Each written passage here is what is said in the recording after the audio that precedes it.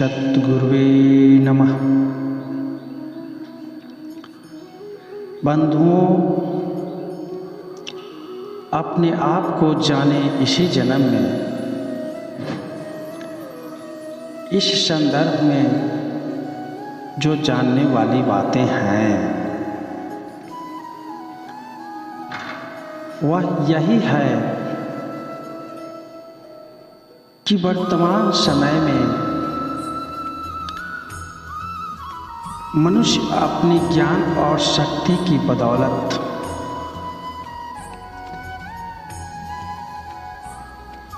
दिन प्रतिदिन हर क्षेत्र में प्रगति हासिल करते हुए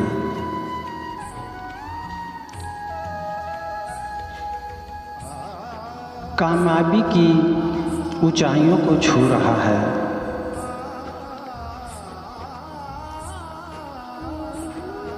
पर समझने वाली बात यही है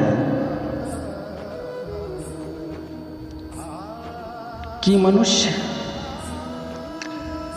जिन चीज़ों पे शोध कर रहा है, मंथन कर रहा है, उसके अंतस में स्वार्थ है।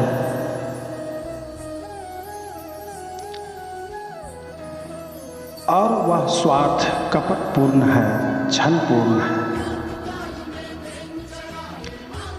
खुद को आगे बढ़ाने के लिए, खुद के ऊंचे शिखर पर स्थापित करने के लिए आज के शिक्षित लोग, वो वैज्ञानिक हों या डॉक्टर हों,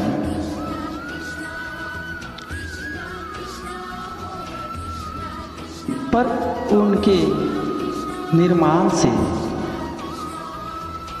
इस जगत का कल्याण कम और नुकसान ज़्यादा हो रहा है।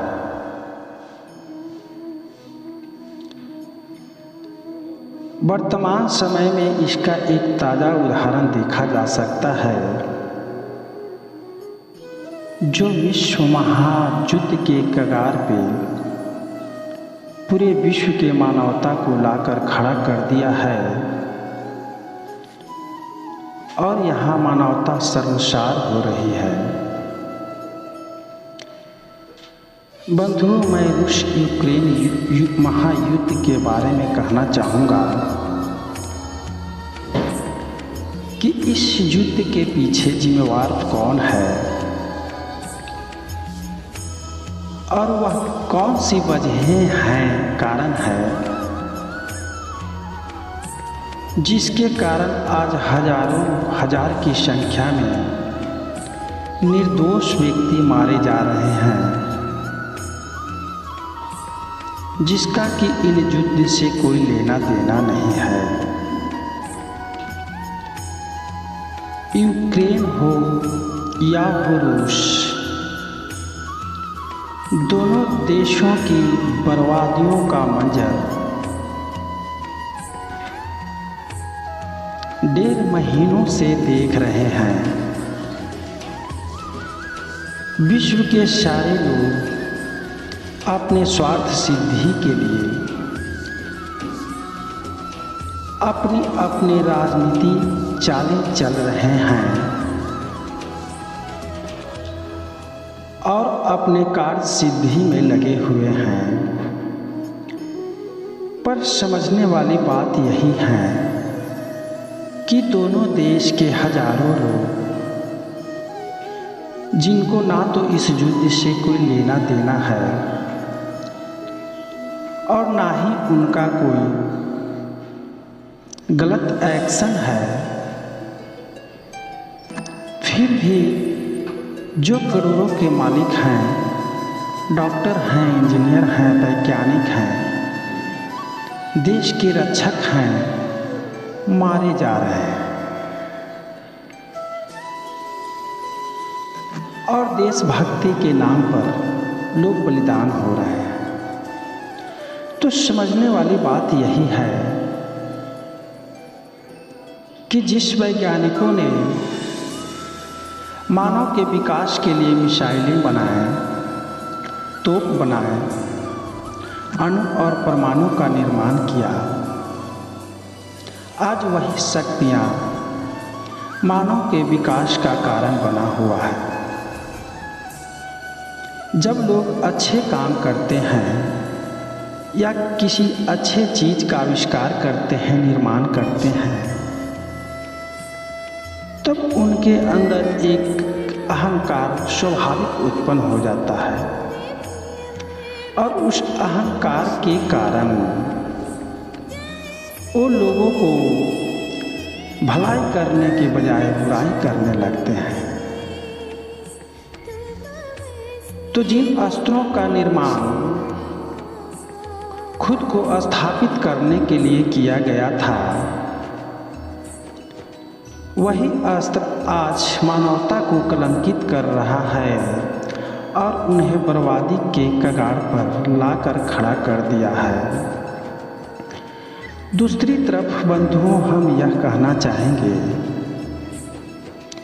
कि जिस ज्ञान के अहंकार में लोग अपने से नीचे वाले को ऊपर उठने देना नहीं चाहते और चाहते हैं कि वह हमेशा उनकी बातों को मानता रहे और उनके कारनामों को देखता रहे और उनकी गुलामी करता रहे, यानी अहंकार इतनी बड़ी है कि वह विश्व के लाखों करोड़ों लोगों को अपने से नीचा और खुद को ऊंचा साबित करने का हर तरह का प्रयास करते हैं।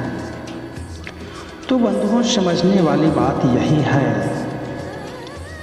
कि इस ब्रह्मांड में अगर हम प्रवेश करते हैं या ब्रह्मांड के दृष्टि से अगर हम अपने धरती को देखते हैं, तो वैज्ञानिकों ने कहा है कि हमारा धरती दिखाई नहीं पड़ता और उसे देखने के लिए एक विशेष यंत्र की सहायता लेनी होती है। कहने का मतलब है कि जिस धरती पे हम रहते हैं, उस धरती को आज तक हर लोगों के लिए यह संभव नहीं है कि पूरे धरती का भ्रमण कर सके, अपनी इन आँखों से देख सके और इन पैरों से नाप सके। तो वह ब्रह्मांड को कैसे नाप सकेगा? तो बंधुओं, समझने वाली बात यही है कि जिस तरह से इस ब्रह्मांड में सैकड़ों सौर मंडल हैं और उन एक सौर मंडल का, जिसे सौर मंडल कहते हैं, उसमें हमारी एक धरती आती है और इस सौर मंडल के अंतर्गत सैकड़ों नक्षत्र, ग्रह और उपग्रह हैं। तो हमारी धरती की विशालता प्रतीत नहीं होती। ब्रह्मांड के अंतर्गत हमारा धरती एक अणु और परमाणु के जैसा जान प्रतीत होता है। तो बंधुओं, अब हम अपनी धरती की ओर आते हैं। इस धरती पे खरबों संख्या में लोग निवास करते हैं और उन खरब खरब लोगों के बीच में जब अपने आप को देखते हैं तो हमारा भी कोई अस्तित्व नज़र नहीं आएगा। तो लोभ, अहंकार और तृष्णा में फंस करके मनुष्य अपने आप को भूल गया है और हमारे ऋषि महर्षियों, दार्शनिकों को, संदेशों को नज़रअंदाज करने लगा है, जिसका ही परिणाम है कि आज लोग विकास की जगह विनाश की अग्रसर होते जा रहे हैं। बंधुओं, अब भी वक्त है अपने आप को समझने का, अपने आप को जान लेने का। तो बंधुओं, मेरा आप लोगों से करबद्ध प्रार्थना है और विनती है कि अपने इसी जीवन में इस सत्य को जान लें। जब तक हम जीवित हैं, जब तक हमारे अंदर श्वासें चल रही है, कहने का मतलब है कि श्वास रूपी परमात्मा जब तक हमारे शरीर में है, हम जो कुछ भी चाहें कर सकते हैं। अब करने वाली जो बातें हैं तो हमारा जन्म ही अच्छे कार्यों को करने के लिए हुआ है, पर अज्ञानता के कारण, लोभ लालच और तृष्णा के कारण हम अच्छे कर्म न करके बुरे कर्म की ओर प्रवृत्त होते जा रहे हैं। इनसे बचने का साधन हमें इसी जन्म में ढूंढना होगा।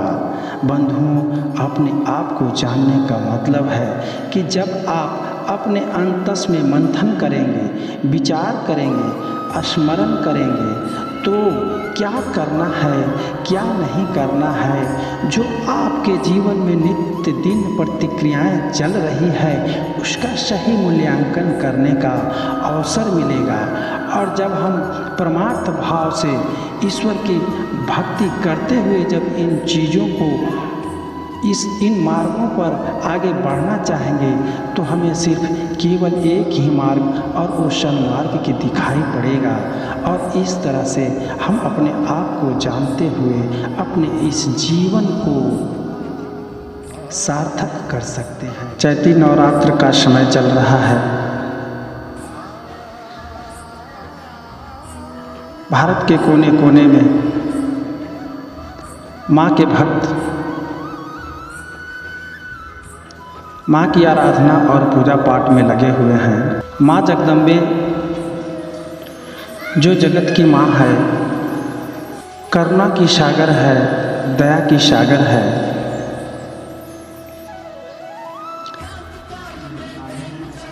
इस माँ के चरणों में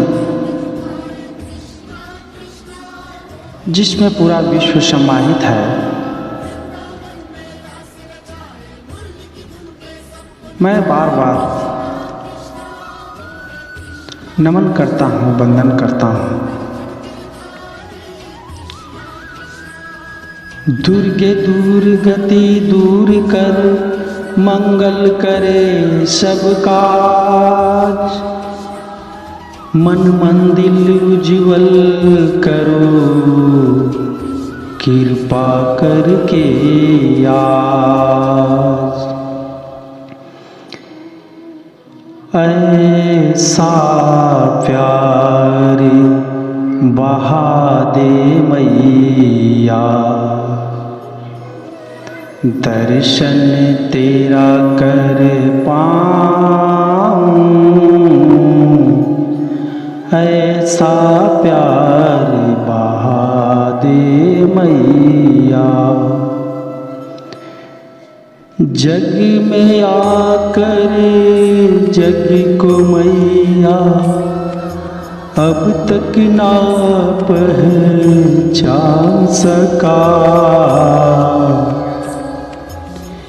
क्यों आया हूँ, कहाँ है जाना, यह बिना मैं जान सका। कर कृपा जगदम्बे भवानी, अब ये गुण की खान है, दे ऐसा वरदान ओ मैया। सुमिरन तेरा गाऊं, कर कृपा जगदम्बे भवानी, दर्शन तेरा कर पाऊं। जय माता जी, जय माता जी, जय माता जी। हे माँ परमेश्वरी, मैं अज्ञान रूप से या भूल रूप से जिस तरह से भी आपको स्मरण कर रहा हूँ, हमारी प्रार्थना को स्वीकार करें और अपने प्रभाव और अलौकिक शक्ति से पूरे विश्व का कल्याण करें, जगत का कल्याण करें। साथ में हमारे शुभचिंतकों को, हमारे कुटुंबियों को और हमारे मित्रों को अपने प्रेम रूपी दया बरसाते रहें और उन पर अपनी कृपा बनाए रखें। जय माता जी।